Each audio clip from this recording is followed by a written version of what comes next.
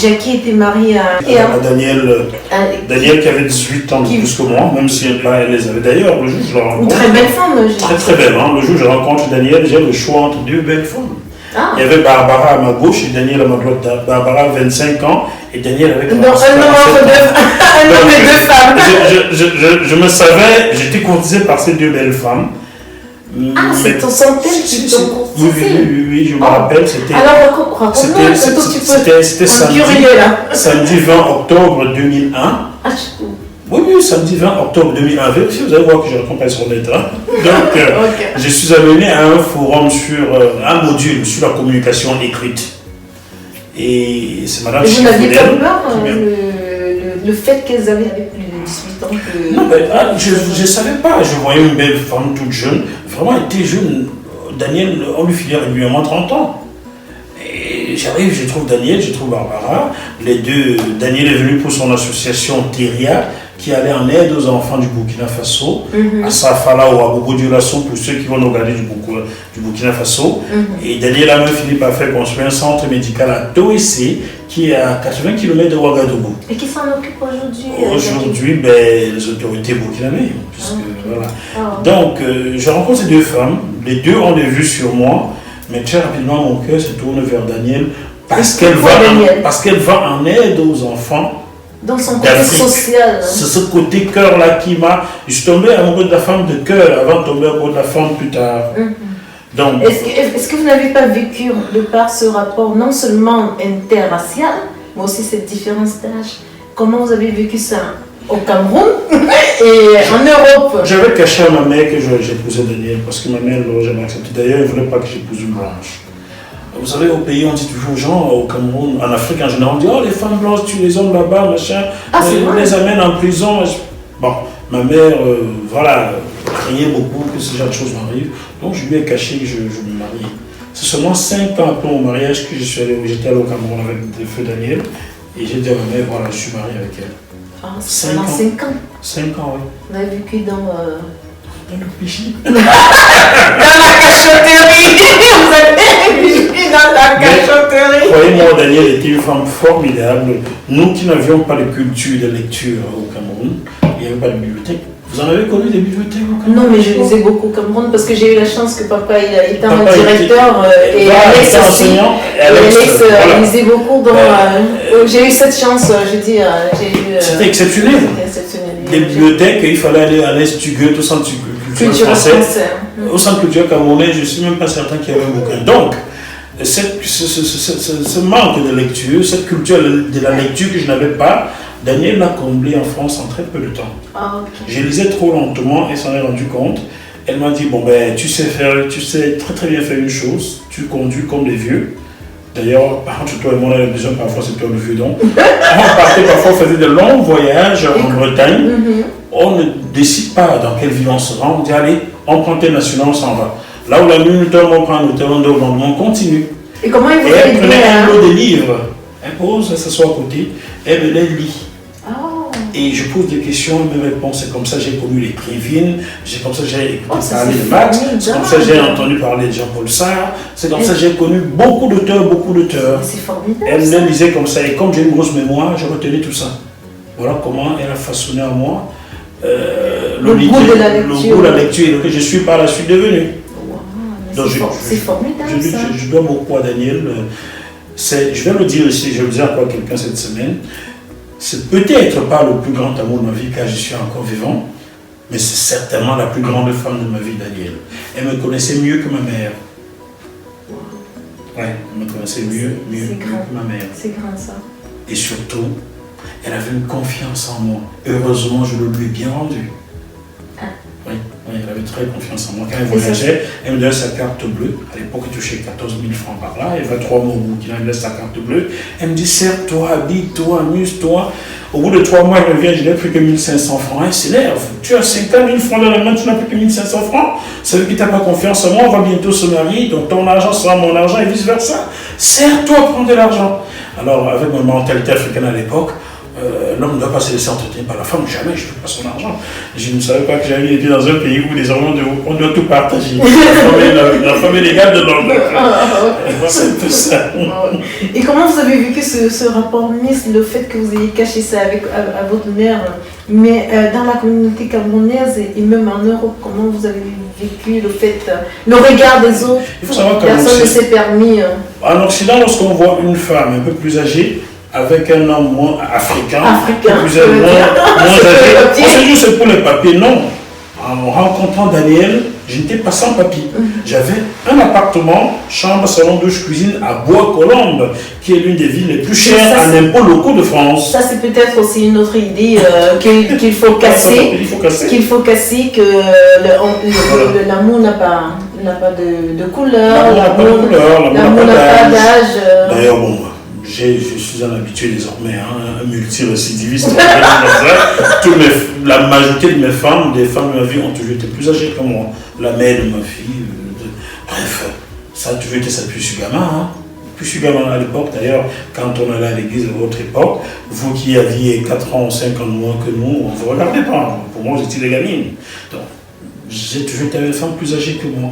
Donc, rencontrer Daniel, c'était normal pour moi, en fait. Et je ne le regrette pas. Voilà. Mais ça se voit, la façon dont vous parlez d'elle. C'est tellement beau d'entendre ça. Je ne le regrette pas, je ne le regrette jamais, c'est sûr. C'est vraiment très beau et je suis sûre que d'où elle est, elle vous voit et elle est très fière. D'ailleurs, je lui ai écrit plusieurs chansons.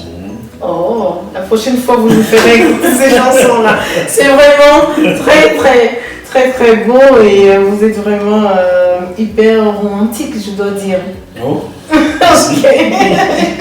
Donc là, on a cassé les tabous des mariages Miss, des mariages interraciaux avec Jackie et les tabous aussi de la différence d'âge. Est-ce que vous ne voulez pas j'ajoute quelque chose, Bélise? Mais oui, bon. Allez-y.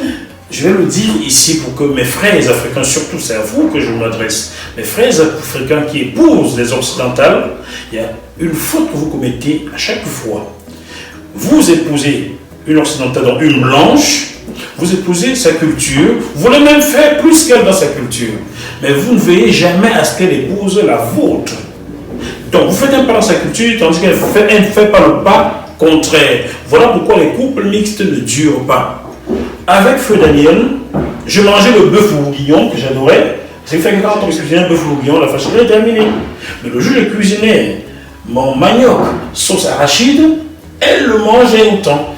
D'ailleurs, le premier restaurant camerounais où j'ai mis les pieds à Paris, métro Brochant, c'est Daniel qui m'amène au restaurant camerounais. Car elle y était allée manger un truc qu'elle appelait la pâte avec la sauce jaune.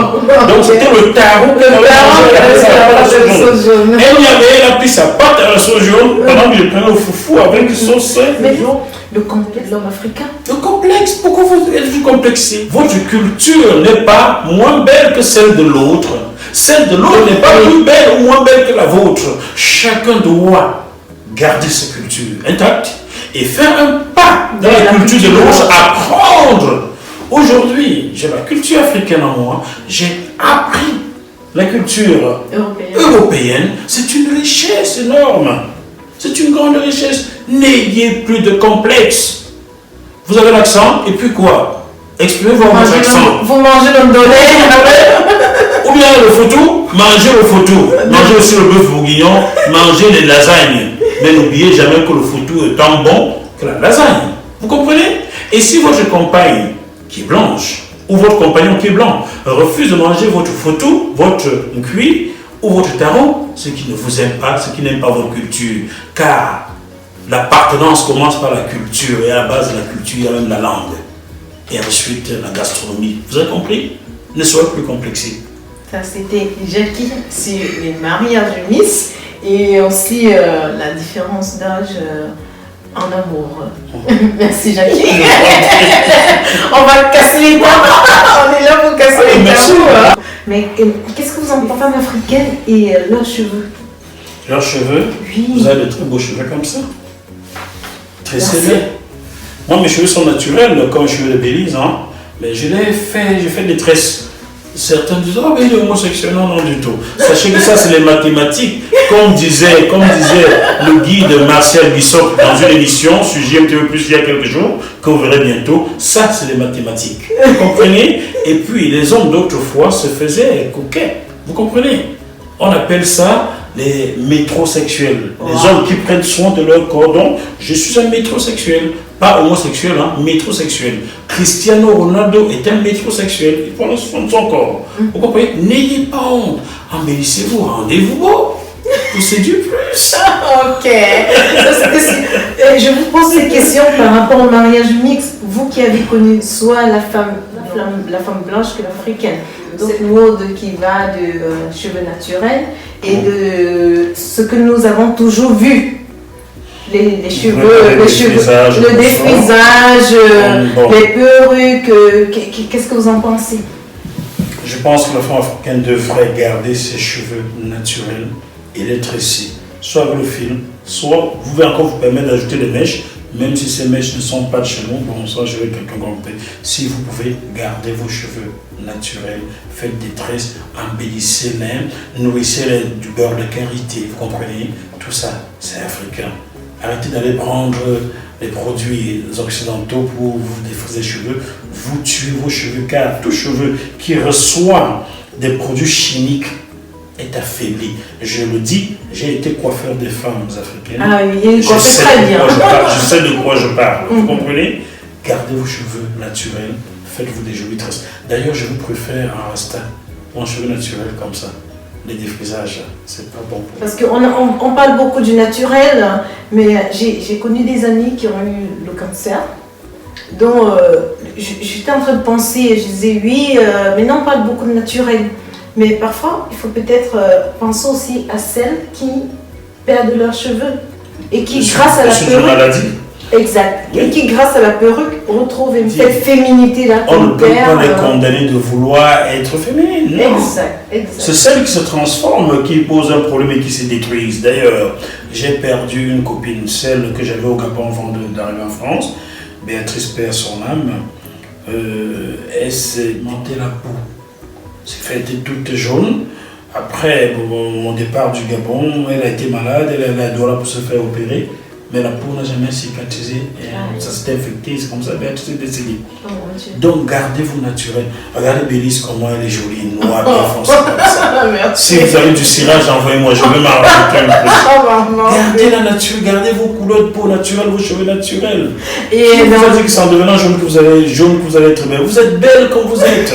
Oh, merci Jackie, à toutes les femmes. C'est comment me dit pourquoi il a épousé une blanche. Oui, avant d'épouser une blanche, j'avais eu des noirs dans ma vie, vous comprenez? Et c'est pour ça que je vous ai parce que vous avez eu les deux, donc vous pouvez, qui mieux que vous, peut parler de ça. Dans d'autres émissions, je vous montre aussi comment j'entretiens mes cheveux naturels, parce que c'est pas ça fait pas longtemps que moi aussi j'ai commencé à aimer mes cheveux, parce qu'il faut le dire, depuis qu'on est jeune, on a cette image des cheveux défrisés et tout, et c'est pas évident de commencer à aimer nos cheveux. Mais aussi, je vous interpelle toujours, parce que vous avez connu soit la femme blanche, la femme noire. Et il y a ce sujet. Même l'indienne, hein? Vous avez connu beaucoup de femmes dans votre vie, et de plusieurs races. Mais qu'est-ce qu'il en est de leur sensibilité? Quelque chose que nous, les femmes africaines, avec les greffes qu'on met, est-ce qu'on perd un peu aussi de la sensibilité? Parce qu'on ne touche pas les cheveux du noir. Puisque... Oui, j'aime pas trop quand on les touche. Je suis bien placé pour la question c'est... En matière d'amour, tout réside dans le ressenti. C'est pas sur la carapace. Vous pouvez être la femme la plus artificiellement belle du monde et ne pas avoir l'homme qu'il faut. Sinon, certaines comme Dalida ne se seraient pas laissées mourir. Elle était belle, elle avait la gloire, mais elle n'avait pas l'homme qu'il lui fallait, vous comprenez? Donc, c'est le ressenti qui décide, c'est pas la plastique en fait. C'est le ressenti, c'est pas la plastique. Ça, c'est parole de Jackie Mwafou. Des tresses aussi, mais gardez les cheveux naturels d'abord, faites des tresses ensuite. Oh, ok. Parole de Jackie Mwafou. Voilà. Okay. Et surtout, trouver une stresseuse qui a les mains douces.